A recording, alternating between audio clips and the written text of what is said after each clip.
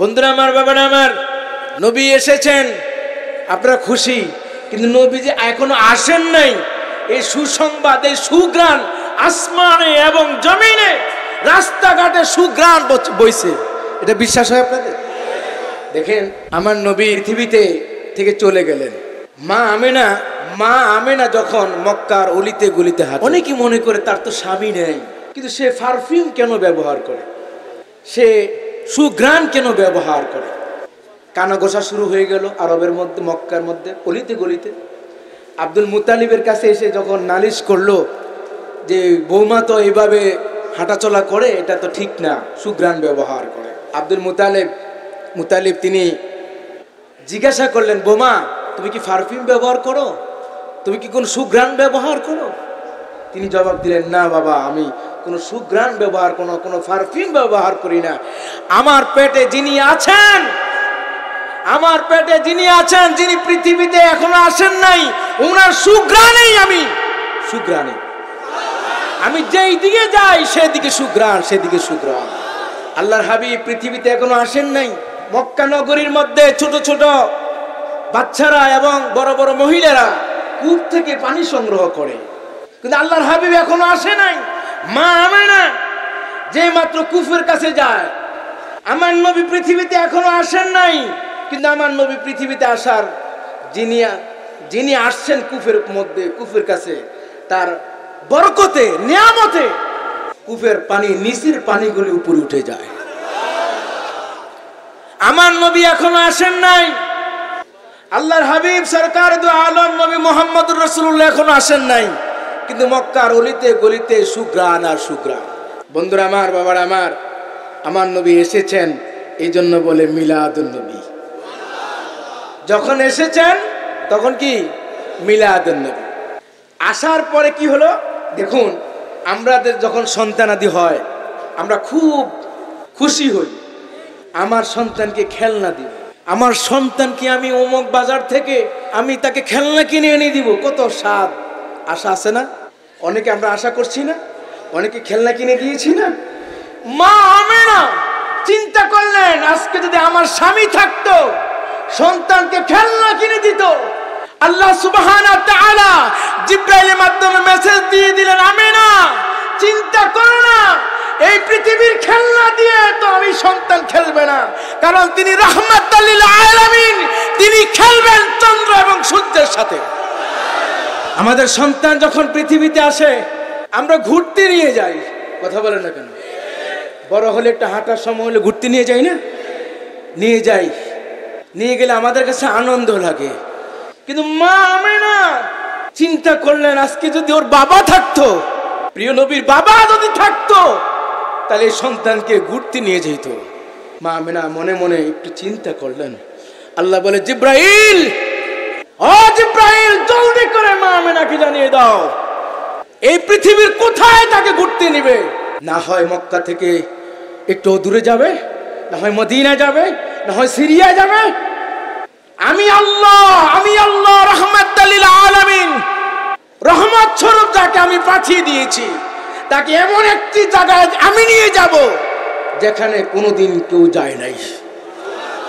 এই জন্য আমার প্রিয় নবী এমন রহমতুল নবী, যেই নবীকে সাত আসমান ভেদ করে লা মাকাম লা জামান, যেখানে কেউ নাই, এমন একটা সময় নিয়েছেন, এমন একটা সময় ঘুরতে নিয়েছেন, যেই সময়টা হলো সবাইকে ফাঁকি দিয়ে বোরাকে করে আল্লাহর দরবারে আমার নবীকে নিয়ে আমার আল্লাহ আমার নবীর সাথে নিজেই দেখা করেছেন। এর চাইতে বড় নিয়ামতের নবী আর হতে পারে? আরো জোরে বলেন, আর হতে পারে? এই নবীকে নিয়ে, এই নবীর শান, এই নবীর মান, এই নবীর মর্তবা মর্যাদা নিয়ে যারা ছিন্ন করে, খাটো করতে চায়, ছোট করতে চায়, মান সম্মান হানি করতে চায়, আপনারা কি তাদের সাথে সম্পর্ক রাখতে চান? হাত উঠায় বলে রাখতে চান?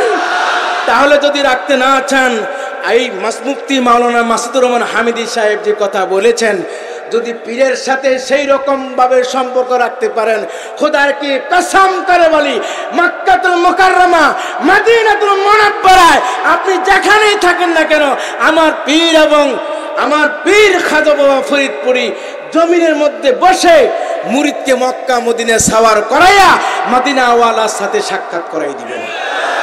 যে আপন পীর মদিনাওয়ালার সাথে সাক্ষাৎ করাইতে পারেন, এটা দিলের মধ্যে, অন্তরে এবং মনে, অন্তরে এবং বাহ্যিকতা, মুখে এবং মনে, সর্বদিক দিয়ে বিশ্বাস করে বিশ্ব জাকের মঞ্জিল থেকে বাড়ি ফিরে যাবেন।